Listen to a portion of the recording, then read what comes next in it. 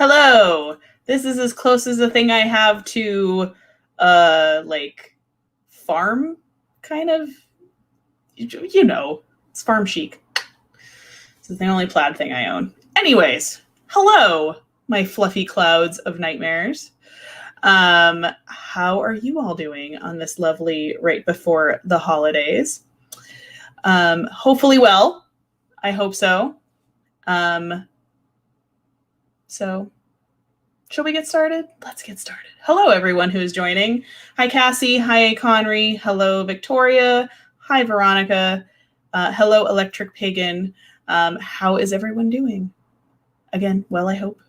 I know we've only got a couple days before the holidays, but you know what? Rocking my my farmer chic. Because why? Because of this episode. That's why. Because I am the butcher, the baker, and the human skin suit maker, Vivian Noir, and I'm your tour guide on this week's deep dive into the vaults of true crime and serial killers with the profile of perhaps one of the most infamous killers in American crime history. His depraved and twisted acts inspired countless silver screen monsters like Norman Bates, Buffalo Bill, and Leatherface. So, of course, I am talking about the Plainfield Ghoul himself, Ed Gein. So, are you guys ready for this? Are you guys ready for the the horror show that is about to ensue? Show of emojis. Who's ready? While I set my screen up. While I secretly clandestinely set my screen up. All right. I'm so sly.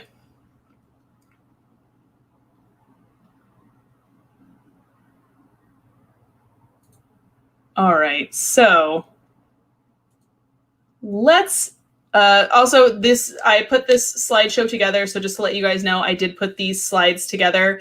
I promise they are not frozen on them. They just will sit on certain slides for a longer period of time, which gives me more time to talk and do my thing because I am chatty. So rather than me having to pause the episode and pause the thing, I can actually just let it go and still talk. It's one less thing that I have to worry about doing. So here we go. The Plainfield Ghoul himself, Ed Gein. Let's get into it. She isn't missing. She's at the farm right now. So if there is such a thing as being doomed from birth, the man who would become one of the nation's most twisted and infamous killers definitely had a leg up. Born Edward Theodore Gein on August 27th, 1906 in La Crosse, Wisconsin, young Ed entered life as part of a family full of dysfunction. His father, George, was a down-and-out alcoholic who seemed to have little interest in anything that wasn't in a bottle and fermented. So people aren't, so he really didn't care. This left Ed and his older brother, Henry, to be raised by their religious fanatic mother, Augusta. So Dad really not in the picture. He had very little interest from the things that I have read on the family at all. He just kind of was interested in being drunk most of the time and didn't have any kind of, from what I hear, even positive interaction, much less any interaction really at all with his children. So mom was pretty much left to do everything. And she was not let's just say she's not an award-winning mom. Let's just say that. We'll be nice for now. Augusta, by all accounts, did rule the home with an iron fist due to her strict conservative beliefs. She would openly mock and shame her children, as well as regularly preaching against sin, carnal desire, and lust to the two boys, while George nodded off somewhere in a drunken stupor. She would instill in the boys, through physical threats, through, emotional abuse, that all women, apart from herself, of course, were prostitutes and were instruments of the devil. So instilling this hatred of women from the get-go, basically from when these boys are old enough to hear Bible stories, she was instilling them in the fact that women were evil and not to be trusted and were terrible. put a pin in that. We're going to cycle back to it. So she would further traumatize her brood by reading to them daily passages from the Bible, selecting graphic verses from the Old Testament that dealt with death, murder, and divine retribution. So not even like the nicer, like warm and fuzzy Bible stories. No, we're talking like fucking like Sodom and Gomorrah, raining fire and brimstone because you looked at a woman and like that was it. Like she would just basically terrorize these two children. So drunk dad, crazy religious zealot mom. Yeah, we can see where this is going. The family would relocate to Plainfield, Wisconsin in 1915. Ed was 9, and he rarely left the desolate, isolated farm for any reason other than besides school. He was pretty much kept at home. He was a homebody by all accounts. He, those the eyes have it. What can I say? Scary eyes. Definitely something missing there. So he was pretty isolated, honestly, and like didn't really have a lot of social interaction. Young Ed quickly became a target for bullies because of his effeminate and shy demeanor. He was very quiet and kind of like odd, I guess. Classmates and teachers recall him having off-putting mannerisms, like bursting out in random laughter, as if he was laughing at his own personal jokes inside of his head. Sounds like the movie Joker, to be honest, where he like, basically was just kind of like in his own little world and just would sit and laugh at his own little monologues going on inside of his head.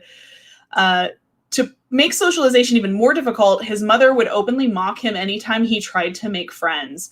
So anytime he even tried to socially reach out to anybody, he was kind of made fun of and put down for it. Despite his poor social skills, Ed did do well in school. He was a moderate student, but he did particularly excel in reading, and that seemed to be something he really liked to do. Gein would constantly try to please his mother and make her happy, as abused children will usually do. They seek validation and affection from the parent that withholds it. But Augusta rarely, if ever, seemed pleased with her boys. Throughout their teen years and into young adulthood, she often abused them, convinced that they would grow up to become failures like their father, whom she hated. She did not make any secrets about it either. The boys were unallowed to have friends and were isolated from people outside of the home and basically only had each other for company. Growing up under the constant ridicule, as well as the reinforcement that the idea that all natural sexual urges were sinful, would no doubt shape the man that Ed Gein would become. But the true depth and scope of his mental illness wouldn't become fully apparent until after both of his parents passed away. In 1940, when Ed was 34 years old and he was still living at home, his father did pass away. Ed and his older brother Henry were left to pick up the slack from an admittedly lazy and complacent father upon his passing. As you can imagine, he was an alcoholic and not too keen on working, so you can imagine there was a lot to, bills to catch up on and such and whatnot when he died.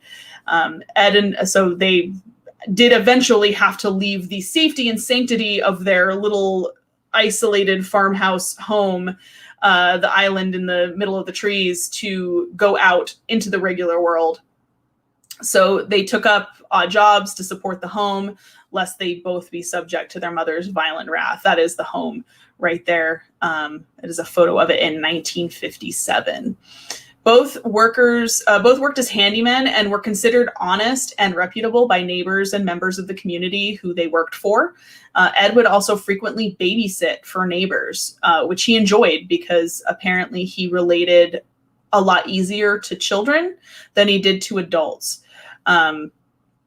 As they did grow older and had more contact with the outside world and with other people and other, some more social interaction, Henry began to reject his mother's stark and biased worldview about things and began to become concerned about his younger brother's attachment to her. He thought they were too close. He thought that she had a hold over him that was unhealthy. And he began to openly speak ill of Augusta around the house in front of Ed. So he would start kind of bad-mouthing their mom in front of Ed, which I'll leave it up to you as to how you think that played out. A tragic accident on May 16th, 1944 would shrink the small Gein clan even further. A brush fire broke out near the farm and Ed and Henry went out to go extinguish it. Reportedly, the brothers became separated, and as the sun went down and night fell, Ed lost sight of Henry. Once the fire was out, Ed did return to the authorities, returned back to the home, and reported Henry as missing.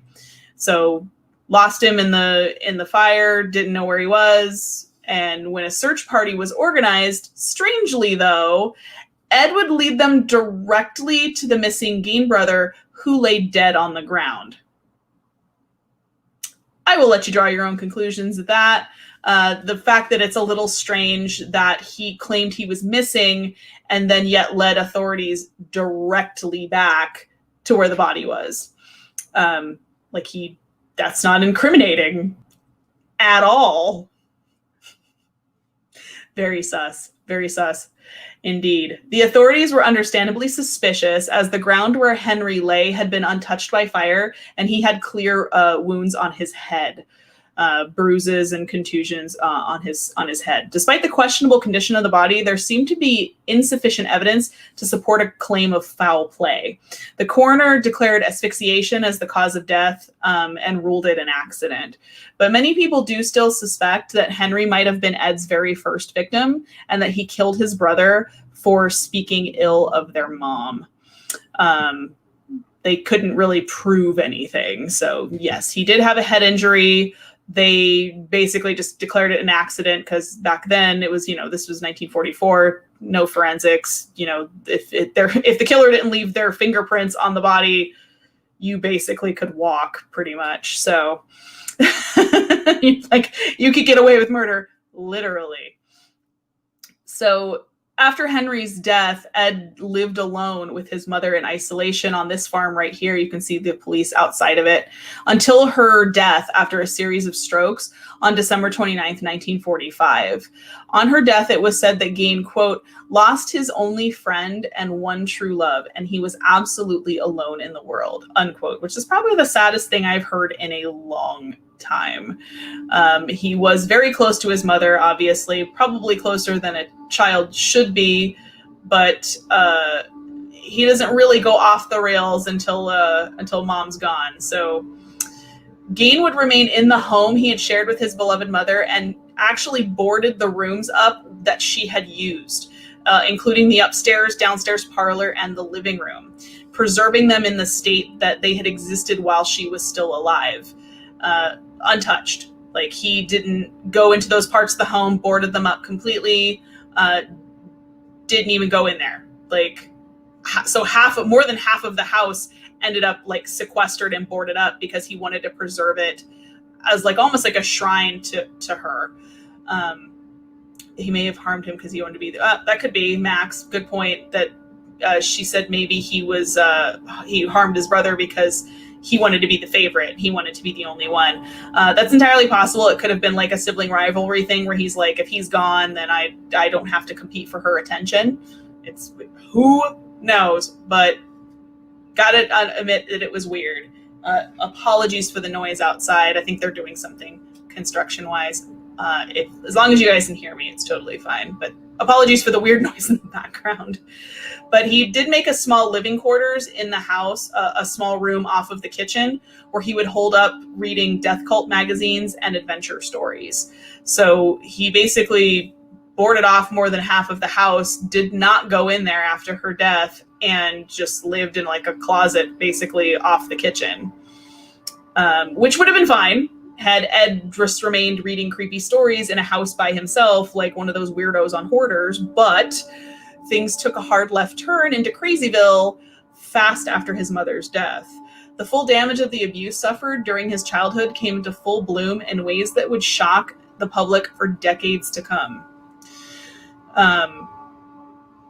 Scrolling. Sorry, I'm catching up on my notes here. It does sound like a vacuum cleaner, and I'm like, what the heck is going on outside? They're doing construction on the corner, but I figured out, I thought they would be done by now, so I think whatever that is fading, so I will kind of wait till it's less of a noise issue. I mean, as long as it doesn't bother you guys, I can just talk over it. It's totally fine.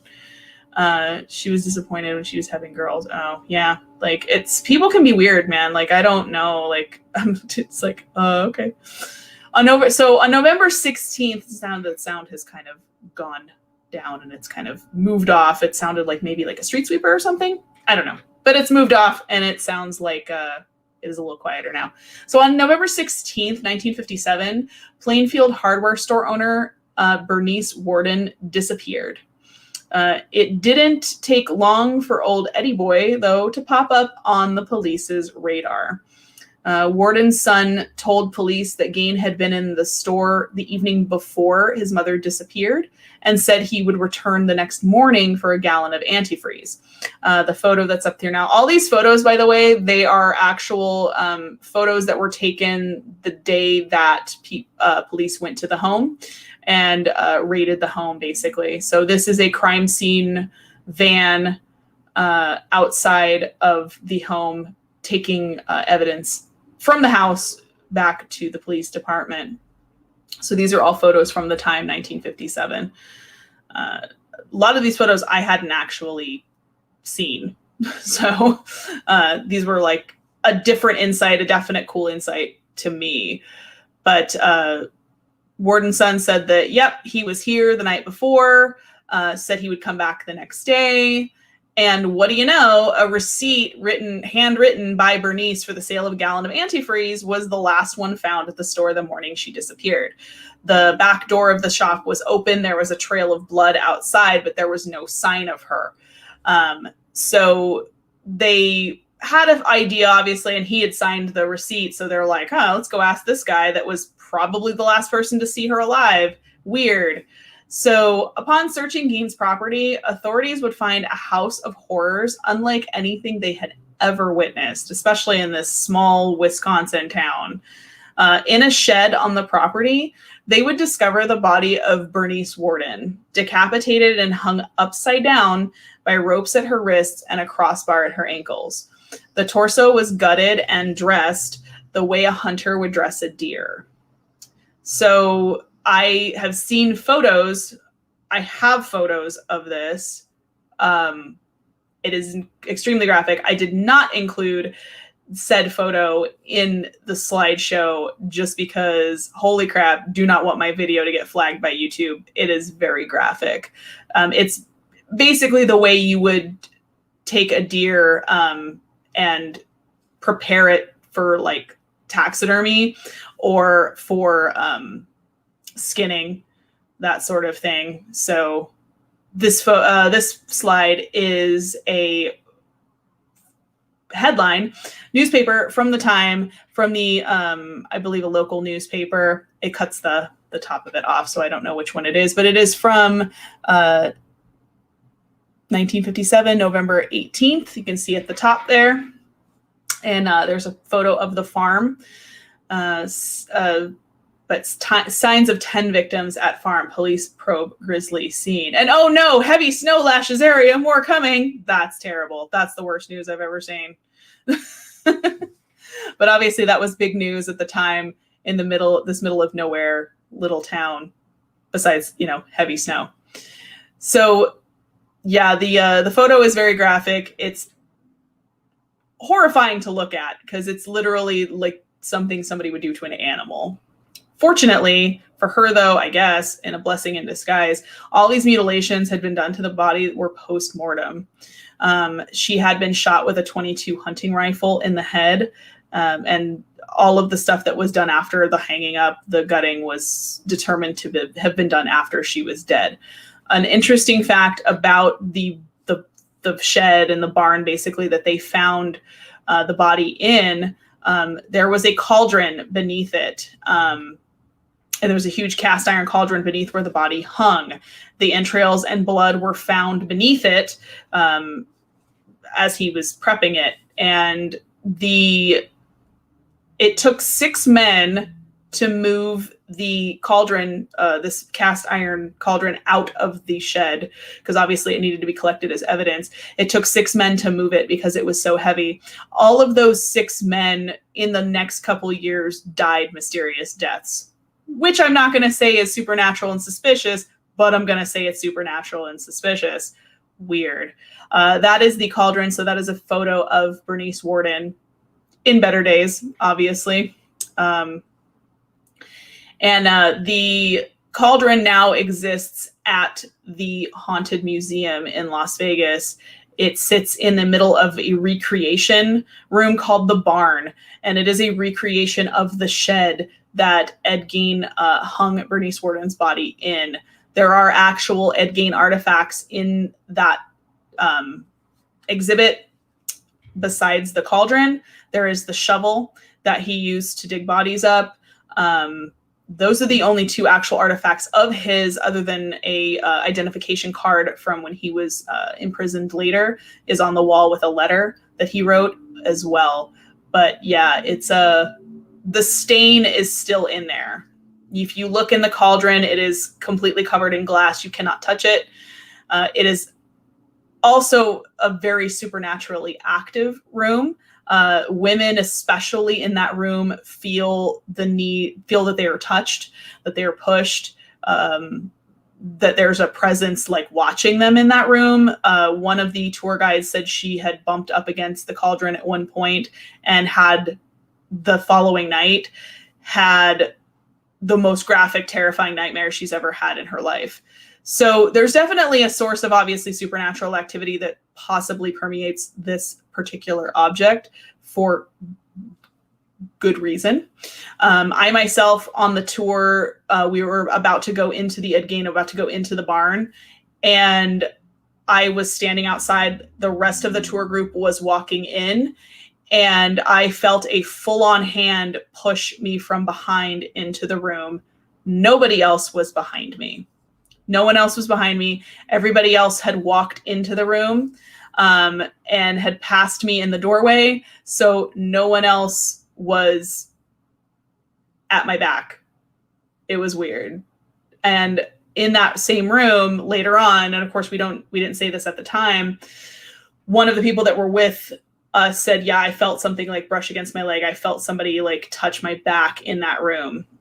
So it's whatever is in that room, whatever is present there is definitely very touchy-feely with ladies in particular, which a little on the nose. Hi, Sean. Hi, Daniel. How are things going? Hi, PETA. Hi, everyone who is joining. I just took a brief little pause there. So the photo you see on the screen now is his other victim, the only other known victim that he actually killed, which is we will get to her in a second, but they didn't really even know that there was another. They knew she was missing, but they didn't know. It wasn't as obvious as the Bernice Worden thing. This is Mary Hogan. She was the owner of a tavern, and she was a missing person. There were quite a few missing people in Plainfield around this time, and they happened to find her at the farm as well. So that is her photo in obviously better times. But let's get into what else they found there besides this haunted cauldron and some terrible things in the barn. So the house on the property had fallen into neglect and disarray with trash just piled everywhere. You'll see that in some other slides here. We'll skip ahead a little bit. So those are some of the objects that were found. We're going to get into that in a second. I'm going to pause it right there. I didn't think I was have to pause it this much. But there were stacks of household items and other furniture that were just huge mounds of mess covered in dust, but poor housekeeping was not the worst of it. Upon searching the shambles of what used to be the family home, authorities found a true gallery of the macabre.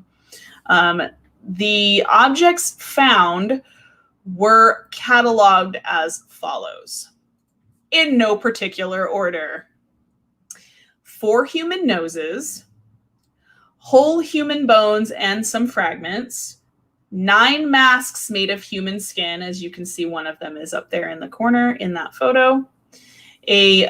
Bowls made of human skulls, which you can see in the top corner there as well. There were several of those, and they had been used for eating out of.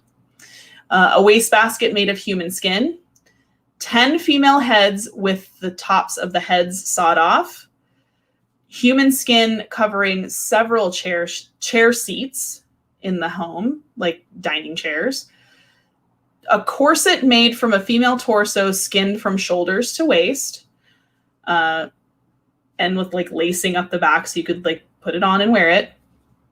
Leggings made from human skin. Victim Bernice Worden's head in a burlap sack. Her head did have nails in each ear and string connected to the nails, like as if it was going to be hung up like a trophy. And this one is the one that I'm like, how? Like, my stupid brain. 9 vulvas in a shoebox in his room. How, with precise cutting, did you manage that one? Did you manage that part of the anatomy? Like, how, dude? How? I have questions that I should not have logistically. He also had skulls on his bedposts in the bedroom. Victim Bernice Worden's heart in a plastic bag in front of Gein's potbelly stove. A young girl's dress and the, quote, vulvas of 2 females judged to have been about 15 years old. A pair of lips on a drawstring for a window shade. A belt made of human nipples.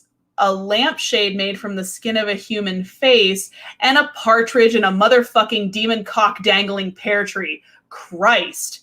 Wow. Like, that one is one of the chairs that was in the home. That chair is covered in human skin. All of this stuff was obviously removed from the home for goodness knows various reasons. The artifacts that were also found in the home no longer exist. They were carefully photographed. They were returned to the crime lab, photographed like this one was, cataloged as evidence, and then immediately and respectfully destroyed. They were burned, I believe. So, yep, that's a chair covered in human skin. This guy would have had Pinterest on lock. Like, I'm just saying. Like, on lock. And what's crazy is people I don't doubt would buy that stuff. So, hello. Hi, Frank. Yeah, so you guys joined like right at the right time as I'm cataloging like a list, like just a macabre, horrifying list of stuff was found in this home. You're like, I just walked in on 9 vulvas in a shoebox. What are we talking about right now? Well, we are talking about Ed Gein, y'all. To catch you up, we were talking about serial killer Ed Gein. That is Ed Gein's neighbor.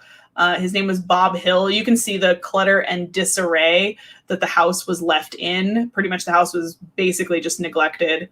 That is Bob Hill, the neighbor who walked into the home, who'd never been inside the home, with a look of horror on his face for obvious reasons once he was told what was in the home and what was going on. So you can see the look of just absolute like nope on that man's face. Yes, Veronica, they did burn everything. They photographed and took it and cataloged it as evidence, but then it was immediately destroyed right after it was cataloged. So they, for reasons, didn't want to hold on to that stuff. Can kind of understand why. Like, once it was cataloged, they were like, nope, we're good. It didn't take a whole lot of prodding for Gein to confess either. He seemed like he maybe wanted to. He admitted to investigators that between the years of 1947 and 1952, he made as many as 40 nighttime visits to 3 local graveyards in order to dig up freshly buried bodies. He claimed to have been in a fugue or dazed state when he made these trips. And on at least 30, he claimed said he came to while he was in the cemetery and left the grave in good order and returned home empty-handed. Ed Gein's garage sale. Yes, Electric Pagan. You know what's funny is like somebody's that is a good band name, by the way.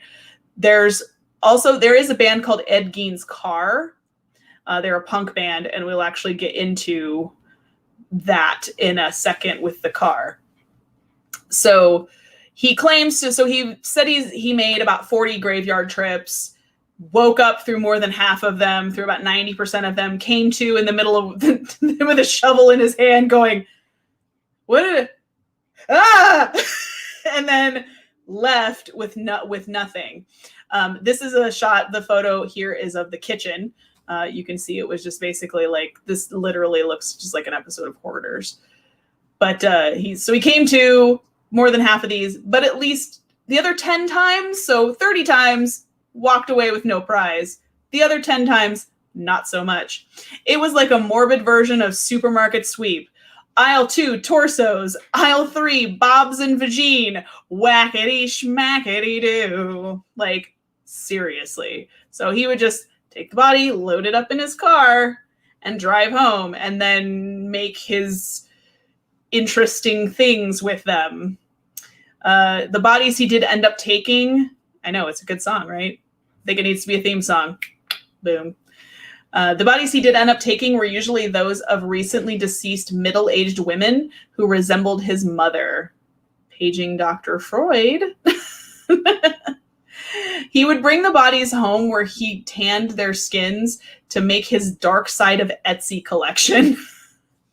He admitted to robbing 9 graves total and led the authorities to the graves that he plundered.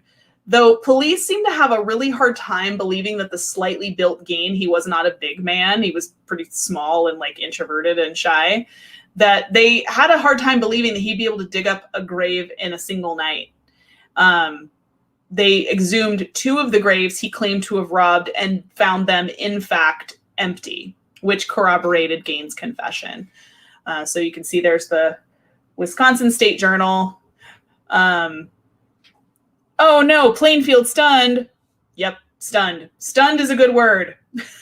So you can see it's all over the paper. This is a few days later. This is the 18th, I believe, of November 1957. You can see there's photos of the store, the hardware store that Bernice worked at, the farm above, and 10 heads from graves. He took 10 bodies that he confesses to body snatching, basically. So he killed 2 people that they know of. His brother Frank is still kind of question mark. We're not really sure about that, but signs definitely kind of point in that direction. So that is a headline from the paper of the time. As you can imagine, not the kind of news that a small town in Wisconsin is used to waking up to. I can't imagine the shock and horror that somebody opened their paper one day and went, Jesus, like, what is happening? Not to mention the fact that, like, about probably 40 years later, they would have similar headlines in Wisconsin, same state, not the same town, but similar headlines with Jeffrey Dahmer. So yeah, all the really weird serial killers, the one that like make, skin suits and eat people, Wisconsin. So if anybody tells you they're from Wisconsin, you better watch your back, because they might be sneaking up on you with a knife and a fork. I'm just saying. Right? Wisconsin. I'm immediately suspicious of you now. Yes, thank you, PETA, for stopping by. Merry Christmas. Have a good one. Stay safe. So yeah, this one seems very like, like this is a great holiday episode, right, you guys? Like, and then he dug up their heads and cut off their faces. Happy holidays. Happy holidays. Merry Christmas time. So that is a photo of authorities inspecting another part of the house, probably looking to see if there were any things hanging. Like, I don't know if this was the barn or not. It looks like it might have been the shed that the body was found in, and they might be just like pointing like, yep, this was hanging up here, and this was on a crossbar, and like hung her up like a deer. Like, oh, shapes from Wisconsin, better watch out. You better watch out. You better watch out. You better watch out. I mean, we can just go with that. It's totally fine. That's how it goes, right? So, Dark Side of Etsy collection, 100%. We'll get into the eating thing. We'll get there. Put a pin in that. We're going to cycle back. So he admitted robbing to 9 graves total, and they did corroborate the fact that, yes, he didn't do that, even though he was a small little guy. Which is disturbing. While that is disturbing, It does not explain some of the wearable items that they found in Gain's home made of his victim's skin, which included a female torso shirt, as you remember that I mentioned. And they discovered that in a closet, and the leggings.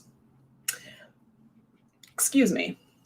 I need some coffee to recharge. So why the clothing, you guys think? Why the women's clothing?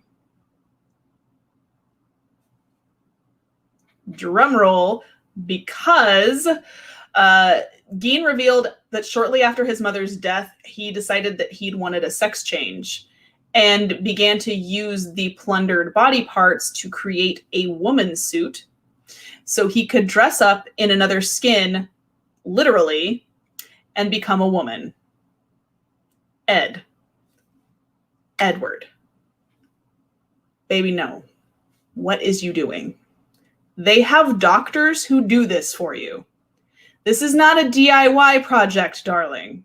You can't just slap on some cut-off titties with duct tape and call it a day. This is a job best left to professionals. Like, wow. So Gain's donning of the tan skins to become a woman was described as a, quote, insane transvestite ritual, which is also a really good name for a punk band. He denied having sex with the bodies he stole. There was always a rumor that there was necrophilia involved, and he denied that. He said that they smelled too bad, but this fact has always been up for debate.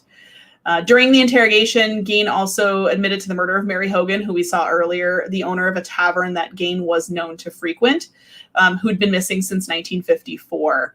Her head was found in a paper bag amidst the other gruesome keepsakes in the House of Horrors. This is them excavating the garage to see if there were any more bodies buried in the garage. A 16-year-old youth whose parents were friends of Gein's and attended ball games and movies with him reported that Gein kept shrunken heads in his house. So the kid came home and went to his parents and went, "This is weird. That guy that you go to the movies with has like shrunken heads in his home." And they basically were like, "Pet, you don't know what you're talking about. You're just a kid." Gein had also passed them off, described them as macabre souvenirs from the Philippines sent by a cousin who had served there during World War II. Surprise, surprise, not exactly true. Upon inspection by the police, these were in fact discovered to be human faces, carefully excised and peeled from corpses and worn by Gein as masks. First of all, I've heard of identity theft, but this is ridiculous, y'all. This is another level. This man is on another level. He is out here and it is 2008. He's 2000 late. Like, he is up on a whole other level. 2020, nope. Ed's in 2040. I don't know what he's doing. But there were other missing persons, like I said, in the area besides Hogan that had occurred in Plainfield around this time, and including that of a babysitter in 1953. And while Ed Gein was an obvious suspect in these instances, no one could really find evidence at the farm to implicate him in any murders other than the two of Bernice Worden and Mary Hogan that he already admitted to. Did I miss a comment? I missed something. Look in your pants. Oh, nice. Good one. Coming in with a groaner, Sean. So he only admitted to killing those two. That's a photo of them removing one of the chairs covered in human skin from the home. If Gein ever murdered anyone else in cold blood to fuel his twisted sexual psychosis, he took those secrets to the grave with him. During the hours of questioning, Gein never showed any remorse or emotion at all. He spoke matter-of-factly and even appeared cheerful at times. Washara County Sheriff Art Schley reportedly assaulted Gein by slamming his head and face into a brick wall during the questioning. As a result of the excessive force used, Gein's initial confession was ruled as inadmissible. For legal reasons, of course. Schley would die of a heart failure at 43 years old in 1968 before the trial. Many who knew him claimed that Schley had been traumatized by the horror of Gein's crimes and the fear and stress about having to testify in the upcoming trial, especially having to admit under oath that he had assaulted Gein during the confession and during his questioning, caused his premature death. One of his friends claimed that, quote, he was a victim of Ed Gein surely as if he had butchered him, unquote. So that's a unfortunate kind of side victim, I guess. Like if you count him as a victim, the stress, I'm sure, of finding something like this in your sleepy little town probably did not have the best outcome on this gentleman's health. So on November 21st, that is the car. So we're going to go into this thing for a second. That is the car that was found. They searched the car. They did not find anything in the car, but the car was determined to be the vehicle that he would drive to the graveyards and return with the bodies in. It is a 1949 Ford. So we'll revisit the car because it ends up being an interesting point. But on November 21st, 1957, Gein was arraigned on one count of first-degree murder where he pleaded not guilty by reason of insanity. Duh. Like, big duh on that one. Was there any question? Was there any question that this man was not in his right mind while he was stitching skin together to make women underpants? Really? I don't know how somebody would look at this guy and go, yeah, no, he's fine. It's totally normal. He has faces in his house. That's fine. I have faces in my house. What are you, the face police? Blah, blah, blah. Like, no, there is no question that this man was out of his tree. Out of his tree. So he was diagnosed with schizophrenia and determined to be mentally incompetent and thus unfit to participate in his own defense or to stand trial. He was sent to the Central State Hospital for the criminally insane and was later transferred to Mendota State Hospital in Madison, Wisconsin. After his incarceration at an institution, the Gein farm was appraised and did go up for auction along with some of his other belongings. There were things in the house that were normal, that were not covered in human skin or made of bones or, you know, finger chopsticks or whatever. I don't know what else he made, but there's that is the room that Ed slept in. That was the small room off of the kitchen with just a stove and basically a twin bed in it. And honestly, like, this guy's in his 40s and sleeping on a twin bed. I mean, aren't you just basically a failure at life at that point? You're like, come on now, Ed, come on. You can see a violin there in the background, or in the foreground, actually, background. I'm stupid. That was one of the items that was supposedly up for auction because he did play musical instruments. He was interested in music. There were several musical instruments at the home that went up for auction, that were not macabre things that were made of people. So we'll get in. Yes, I would love for you guys to go investigate that home, but we'll get into why you can't in just a second. You can see, let me forward a little bit just because some of these slides are taking a while. I misjudged. So that is the kitchen as well. As you can see, this is basically like unfit living conditions. Like, these were not living conditions that anyone is supposed to live in. Like, look at this. This is a mess. Hoarders. 1947 hoarders. Did he play the skin flute? Probably. Actually, probably. He probably was too afraid to because it was sinful. Because his mama told him no. His mama told him, you know, more than 3 times and you're just playing with yourself, dude. So the home did go up for auction with some of the other belongings. Thousands of curiosity seekers and murder hounds diverged on the small Midwest town to see what items would be sold, including his musical instruments, his car, and some of the furniture in the home that was not covered in human skin. The citizens of Plainfield were outraged, to say the least. They were concerned that the home would become a macabre tourist attraction and a quote-unquote museum of the morbid. Well, they wouldn't have to be concerned for very long. So, yeah, that is just like, and you can see like the look on this poor police officer's face. He's just like, I can't even process what I have found in this house today. That sack of Domino sugar is the least of my concerns. The fact that it has ants crawling all over it. There were people's faces in this house. what am I doing with my life? I would have immediately retired. I would have just been like, I'm done. So this is a photo of the thousands of people that showed up for the auctions that were taking place after he was institutionalized. So there were just thousands of people that showed up in this town, and they were just like, can we not do this? This is a little weird. So they wouldn't have to be worried about that for too long, though. Early in the morning on March 20th, 1958, the Plainfield Fire Department was called to the Gein farm. The farm was engulfed in flames. The home burned quickly to the ground as onlookers watched in silent relief. Authorities quickly came to the conclusion that an arsonist was responsible for the fire, as the home had no electrical wiring whatsoever.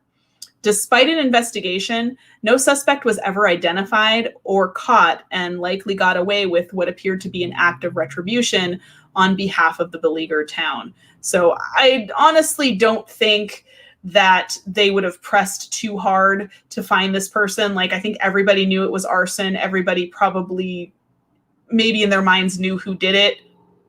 But because of the home and because of what was found in there, I don't think they were going to try too hard to find that person and bring him to justice. I think everyone was just kind of like, whew, like, ugh, this could have taken a turn. So I don't think they really tried super hard to find this person. So that is a picture. Let me forward a little bit more. So 11 more minutes. I got to talk about more. So this is the home. It's being boarded up. This is 1957, 1958. It is this is 57 because it's before it burned down. So this is the home being boarded up after things were taken out of it. The authorities were getting ready to sell it. Obviously, it was getting ready to be auctioned. And yeah, so they were just like, we're just gonna burn up. Yeah, maybe the whole town was involved. Which, I mean, if you guys remember from my last true crime thing, the murder that no one saw, well, this is the arson that nobody saw. So I'm pretty sure everyone in the town probably knew who was responsible, had an idea of who did it, but they were just like, nope, we're good. We good, fam. It's better that thing burned down. So when Gein himself learned of the fate of his home, he simply said, quote, just as well. He's kind of like shrugged it off and was just like, well, these things happen. While most of the possessions in the home were destroyed in the fire, some were salvaged and auctioned off as planned. His 1949 sedan, which he had used to transport bodies, sold for $760. The man who purchased it later put it on a macabre display at a county fair, where thousands paid $0.25 to get a peek at Gein's ghoul car.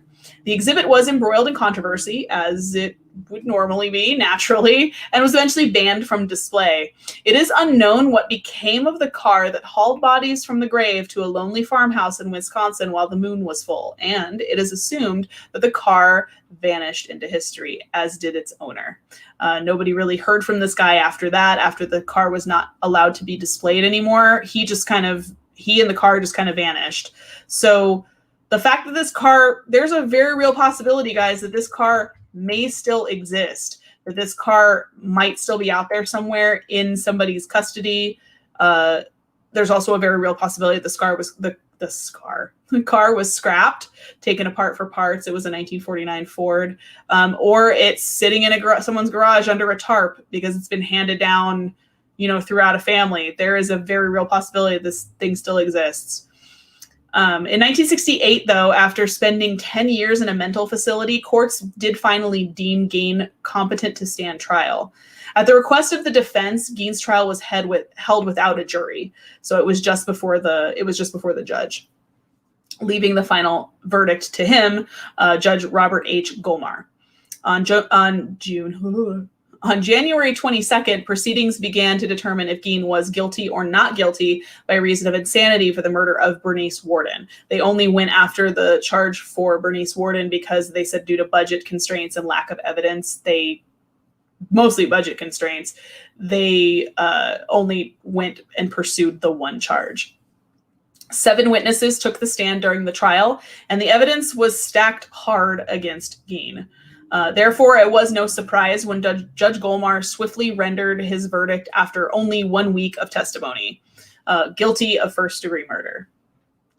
So However, though, in a twist of legal fate, since Gein was determined to have been insane at the time of the murder, so then during a second subsequent trial, doctors testified for both the prosecution and the defense. Golmar then ruled him, quote, not guilty by reason of insanity and remanded him to the custody of Central State Hospital for the criminally insane. Gein would spend the rest of his life in that facility. Staff at the hospital described Gein oddly as a model patient. He was happy at the hospital, perhaps happier than he had ever been in his life. He got along well with other patients, but was shy and kept mostly to himself. He continued to be an avid reader and enjoyed chats with the staff psychologists. He also enjoyed varied kinds of occupational therapy that he was assigned to, like stone polishing, rug making, and even developed an interest in ham radio and was permitted to use money that he had earned to buy an inexpensive receiver. All in all, he was a docile and amiable patient, and one of the few who didn't require medication to keep violent outbursts or tendencies at bay. Apart from certain peculiar habits, like the disconcerting way he would stare at nurses or female staff, it was hard to tell that he was crazy at all if one didn't know who he was. The superintendent of the hospital said of Gein, quote, if all of our patients were like him, we'd have no trouble at all. Well, you might have some, Doc. You might have some people with some skin missing and some body parts missing. So another layer to that, but I can see what the guy meant. He was not like a typical mental patient. He was not fit to outbursts and like delusions and stuff like that. He just kind of kept to himself and was quiet and was probably the least pain in the ass person they had on the ward. That is a photo of the house after it burned down. It burned to the ground. There is nothing left of that home. I don't think there's anything. There has been other things built on it since. It's just, believe the land is vacant.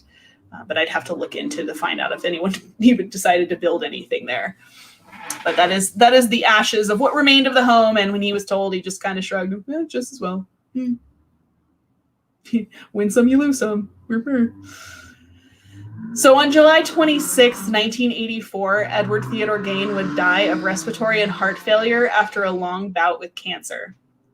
He was buried in Plainfield Cemetery next to his mother, not far from the graves he had robbed years earlier.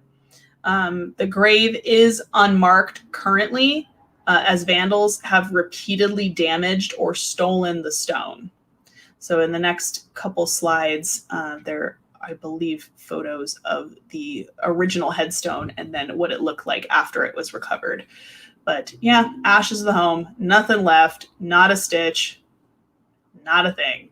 Like, the town was probably just like, good fucking riddance.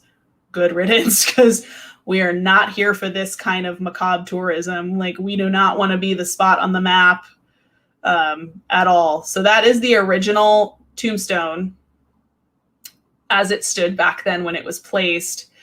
You can see it was nice, like very simple, very basic tombstone where the house used to be. Let me, while the slides are going, we're going to Google it real quick.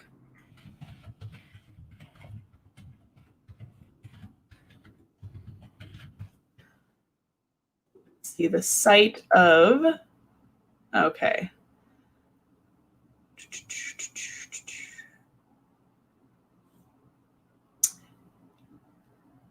There's nothing there.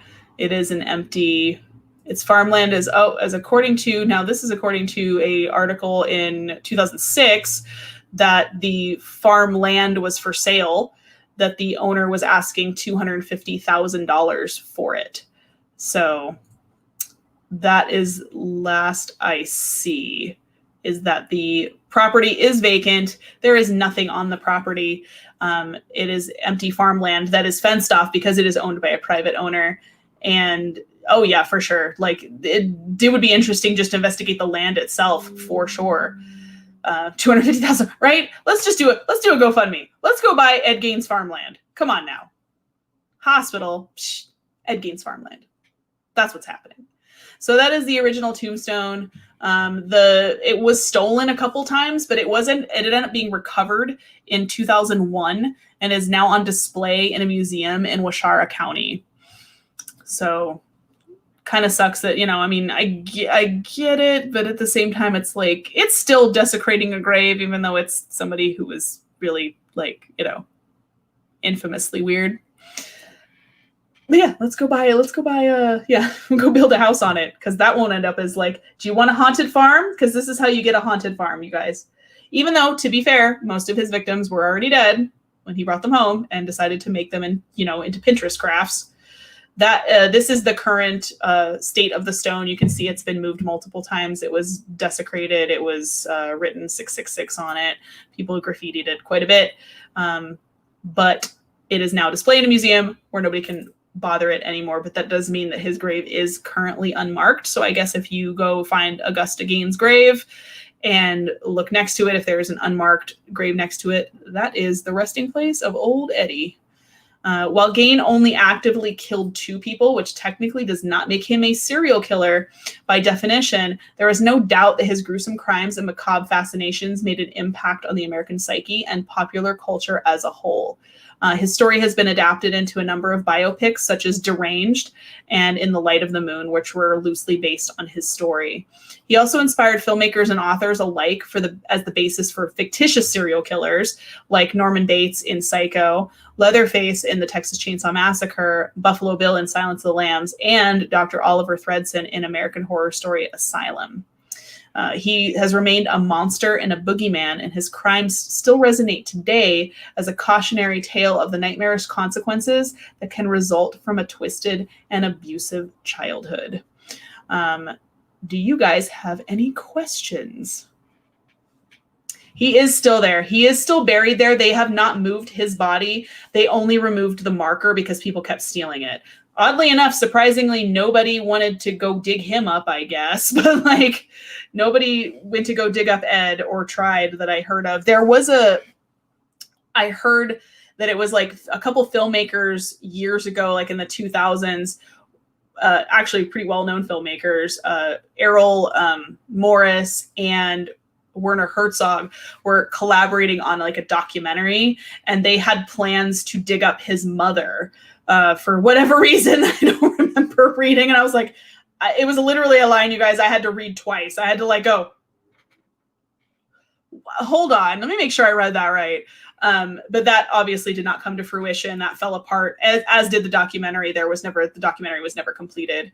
Mudvayne did write a song about him. There are several bands that have written songs about Ed Gein. There is a band, like I said, called Ed Gein's Car. That is a punk band. There are quite a few bands who have written songs about him. So he's definitely made an impact on popular culture for sure. For sure. Yes, his mother is buried there. The father is buried there, as well as is his older brother, Henry. So if you find the Gein plot, it's pretty obvious which one is Ed, because it's the one without a name on it. So what you guys think? That took a long time to put together, by the way, that slideshow. Please don't make fun of my editing. It was bad. But I needed to like make sure it was like an hour. If I was like, it needs to cover the whole time I'm talking. I did have to skip a little bit still, but that's okay. But yeah, like Ed was a special egg, that's for sure. This is what happens when you seriously terrorize your children into making them body collecting monsters. Like, and so the quote at the beginning of the episode, which is the audio that you guys heard, I don't know if you guys got to hear it, but if you go back and listen to it, there is no actual recording that I have been able to find of Ed Gein's voice. He was very quiet. He did not talk a lot. There are very few actual direct quotes from him. That is the one quote that I can find that's for sure from him. And it's not read by him. That is not done by him. That all credit goes to my dear friend Chris Brown, who is a professional actor who played Ed Gein for that one line of my episode. But he did a fantastic job. He's an amazing actor. Please go check him out. He's in a film called Abigail Haunting that is available on Amazon Prime.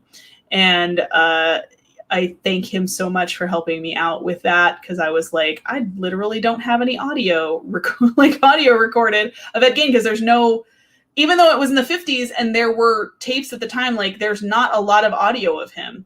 There may be some existent in police files still, but there's not really a lot like massively available. It's not like, you know, Ted Bundy, where like there's hours and hours of confession tapes, or Gacy, same thing. This is like, he didn't talk a lot, and I'm sure anything that's really extensively him talking is possibly still police evidence, and like there's just not really copies of that are available outside.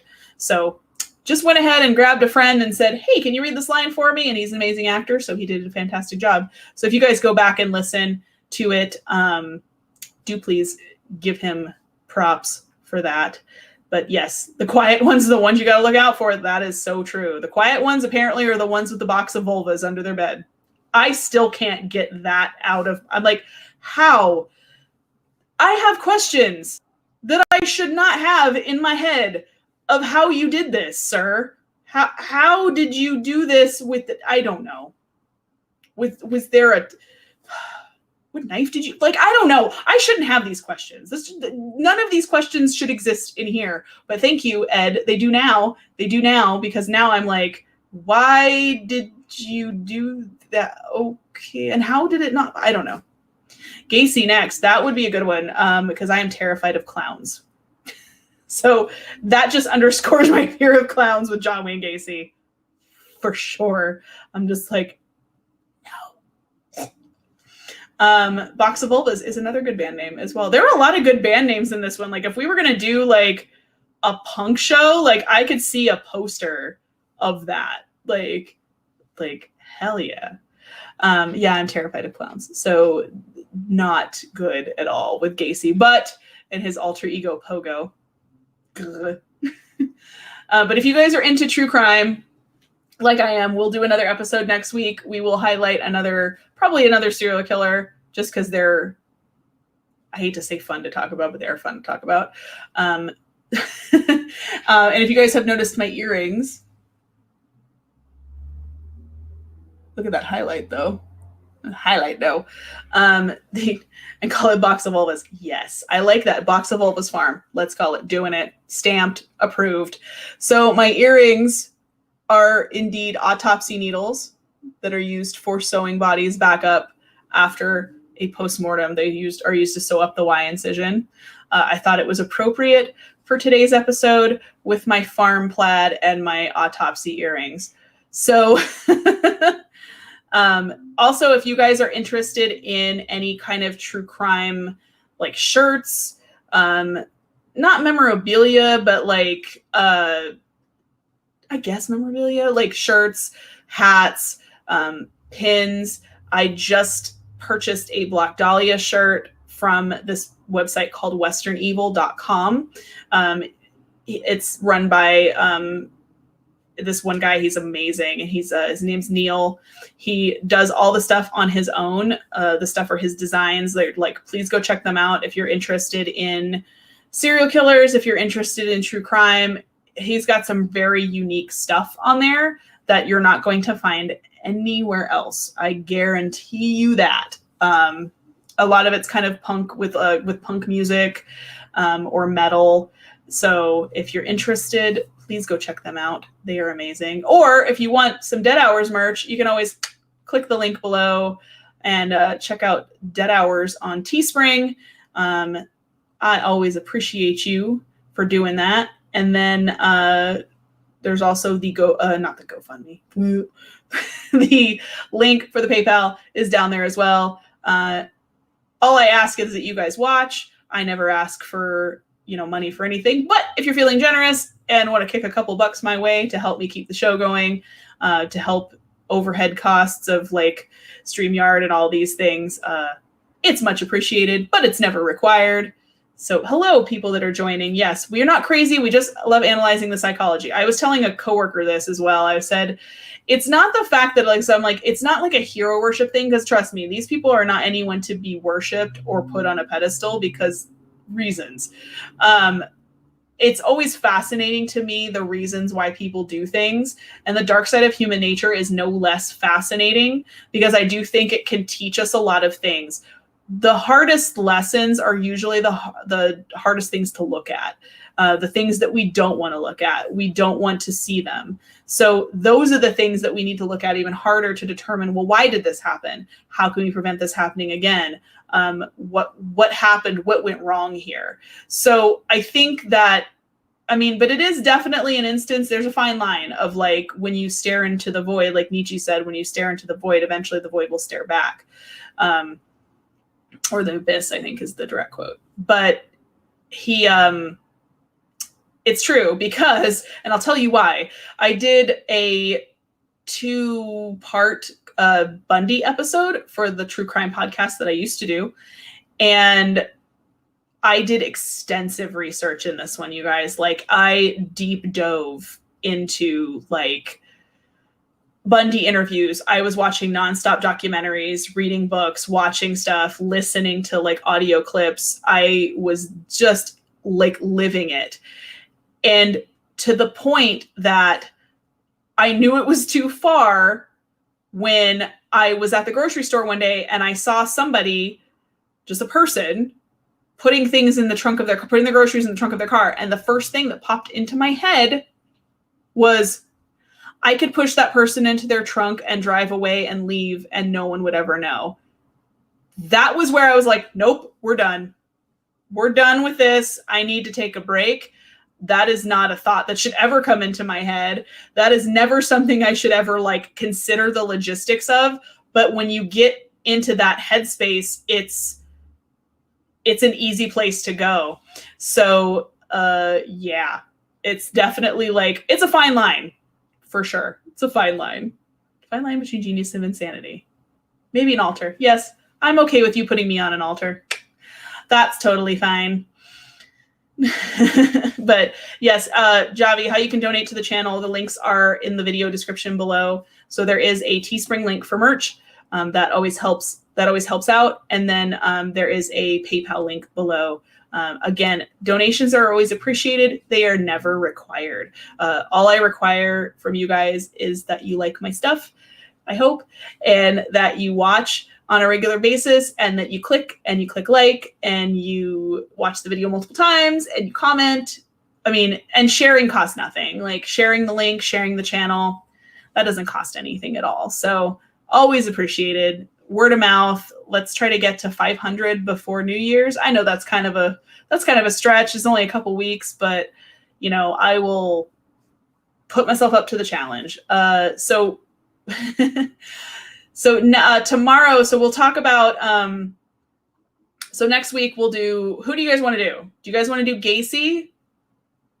Who I'm up to cover whoever you want to hear about. That's what this is about. Like whatever you guys want to hear about. So we've got Gacy. Somebody said Gacy. I do hate clowns, but I'll still do it.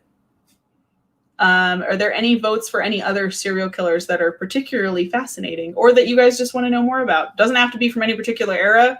We can do past ones. We can go way in the way back machine and figure out, you know, Jack the Ripper. That's always a big one. Evil indeed. Evil.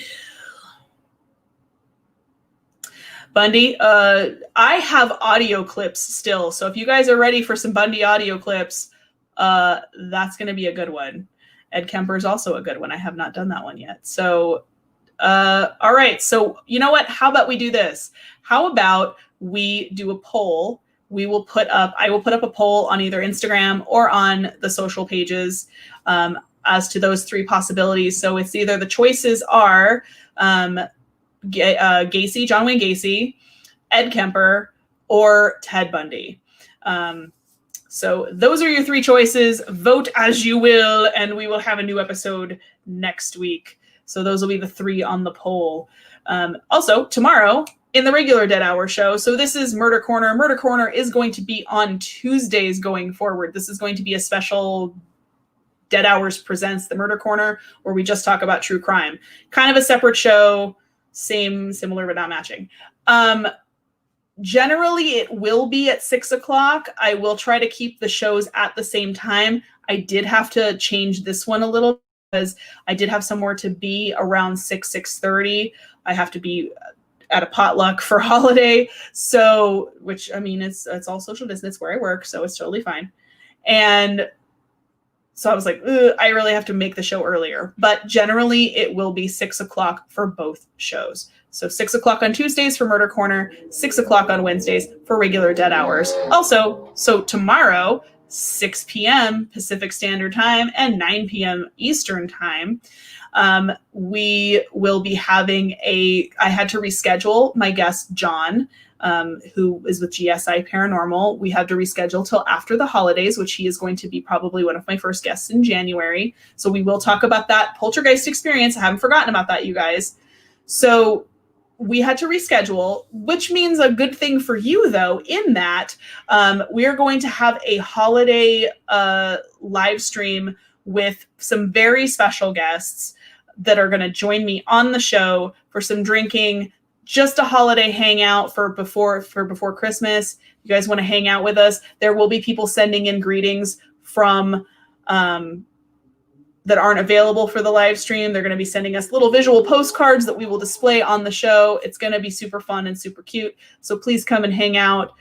Spend your pre-holiday Christmas Eve with the Dead Hours and with some very special guests.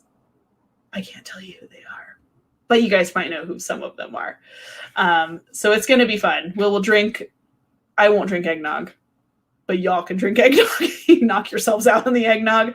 I won't fight you over that.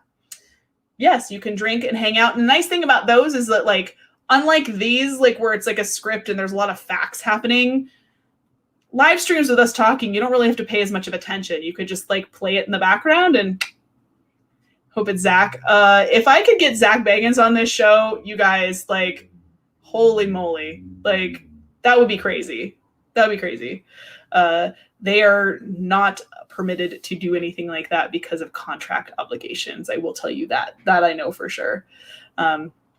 They cannot do anything that is not Travel Channel approved related as far as media. So don't ask me how I know that. I just know that. Ovaltine eggnog? That actually doesn't sound terrible, but the words egg and nog are still in it. So I'm still going to go, bleh. So I still decline. I decline your nog. And I just spilled coffee down my shirt. That was cute. Hi, Lily. Does anyone have any questions about the episode that we just covered? Otherwise, I'm going to wrap things up and let you guys go. But does anyone have any questions about Ed Gein, about the case, about anything that was not answered? Close my script there. Zach is like, that stalker. Probably.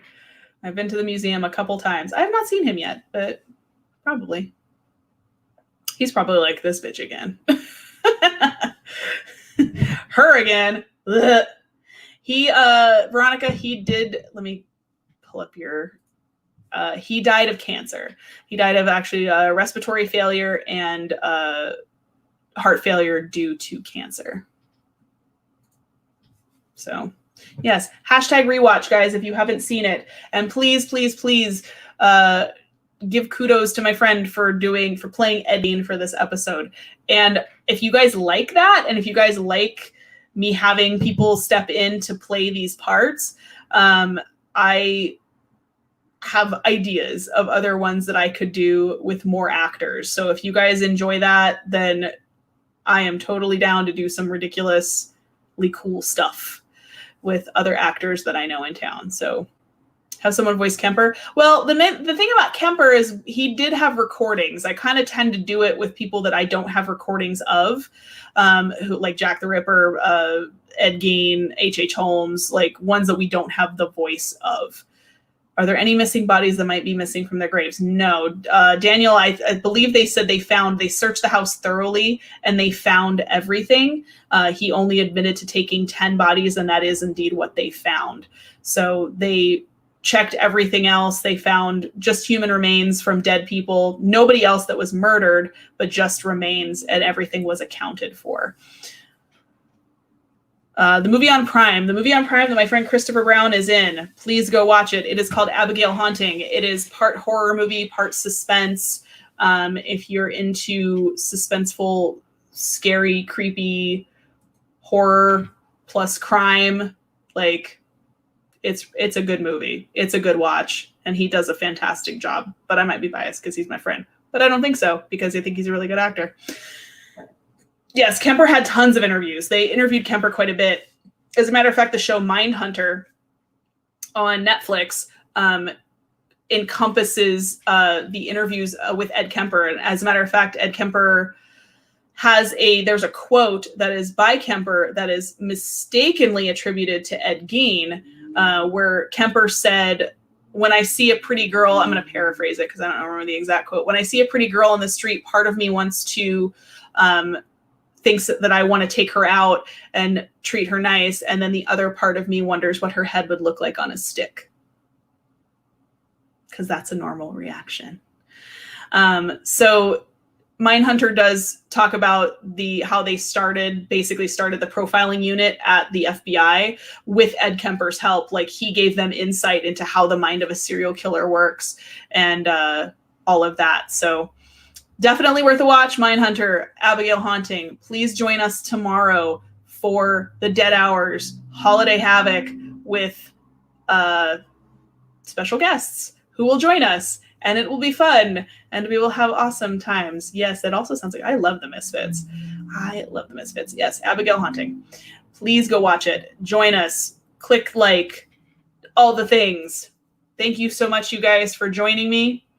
I will see, hopefully, most of you tomorrow. And then I will join you guys next week for our poll winner. Whoever wins the poll, Holiday Havoc indeed. It's going to be a holiday throwdown. It won't be. I'm brittle. I bruise like a banana. But yeah, please join. I will look forward to seeing you guys all. Love all you guys. Thank you so much for your channel support. Thank you, thank you, thank you. Share, like, all the things. And above all else, keep it spooky. See you guys tomorrow.